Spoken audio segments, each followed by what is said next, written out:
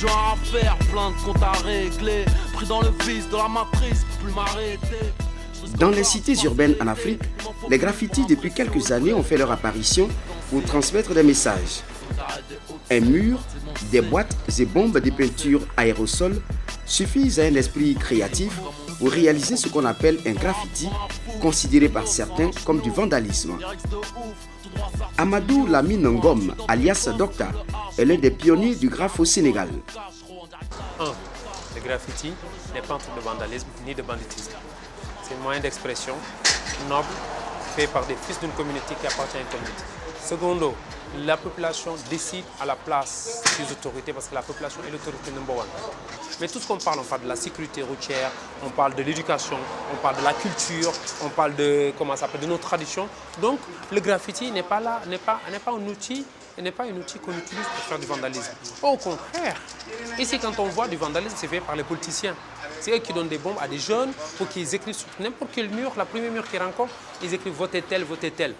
Ça, c'est du vandalisme. Et nous, ce qu'on fait, c'est de l'art, et de l'art à part entière. Et c'est l'art le plus noble qui peut exister. Pourquoi? Parce que quand on le fait dans un endroit où c'est dangereux. On le fait dans un endroit où c'est malpropre pour certains. Nous, on le rend propre.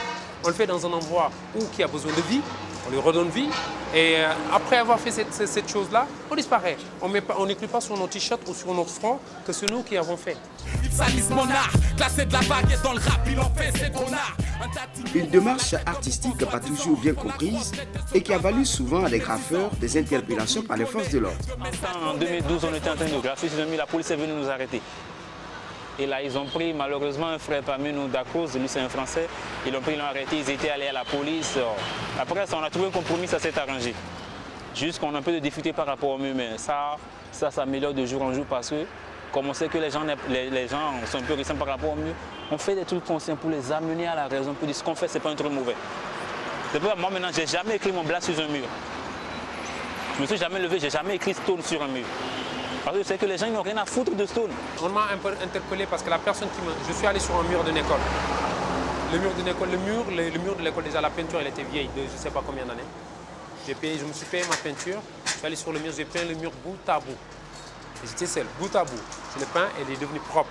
Je l'ai fait la nuit, certes. Et j'ai pris juste un petit pan, j'étais en train de faire un graphe, je me suis retrouvé, il y avait la police derrière moi. Ils me disent, on les a appelés pour leur dire qu'il y a une personne qui est en train de détériorer un mur, leur mur. Et dis-nous c'est qui détériore le mur. Je dis sur ce mur-là, il n'y a que moi. Et ce mur-là, c'est moi qui l'ai peint du bout à bout. Donc je ne détériore absolument rien. On me dit, ah bon?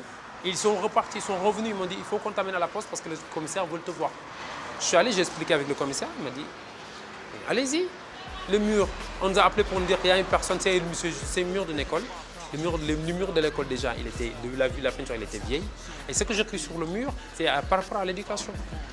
Déjà, que les gens qui pissaient devant le mur, que j'étais désordre devant le mur, qu'ils arrêtent de le faire. Le commissaire m'a dit, déposez-le là où vous l'avez trouvé. Heureusement, de plus en plus de surfaces en béton dans les grandes villes sont mises à la disposition de graffeurs qui ont compris qu'il ne s'agit plus de graffer juste pour le plaisir.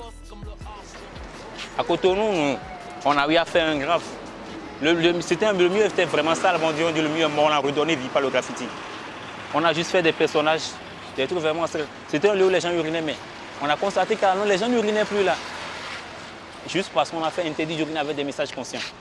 Donc ça, c'est un acte qui peut conscientiser. Ça dépend juste de comment est-ce que tu le prends. Tu ne vas pas te permettre à faire du n'importe quoi sur le mur et ça ne peut jamais conscientiser.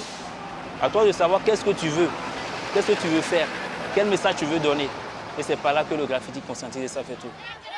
Donc ici au Sénégal, le graffiti est né dans un certain esprit de venir embellir. Il y a l'aspect embellissement, mais il y a aussi l'aspect éthique. Parce que ici, les graffeurs sont mus vraiment d'un certain esprit de mission.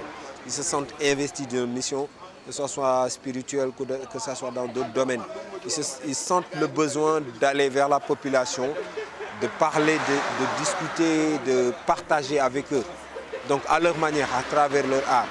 La reconnaissance de cet art passe aussi par des rencontres entre graffeurs et c'est pour cela que Docta, ou le docteur des murs, organise chaque année à Dakar au Sénégal le Festival international de graffiti en Afrique, Festigraph. Un rendez-vous annuel où plus de 200 graffeurs du continent africain et également de d'autres continents se retrouvent pour partager leurs expériences et échanger sur les thèmes qu'ils abordent dans leurs pays respectifs. Les réalités ne sont pas les mêmes. Déjà, ils sont sénégalais, ils s'expriment en langue maternelle, en leur langue maternelle, le Wolof.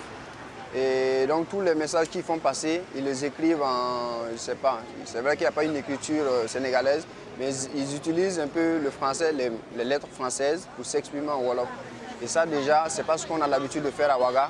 Dans chaque quartier qu'on y va, on le peint en fonction de la vie que vivent les citoyens de ce lieu en fait. Comme genre ici, ils disent c'est la Médina, c'est beaucoup plus un lieu spirituel, beaucoup plus regroupé d'étrangers, différentes personnes.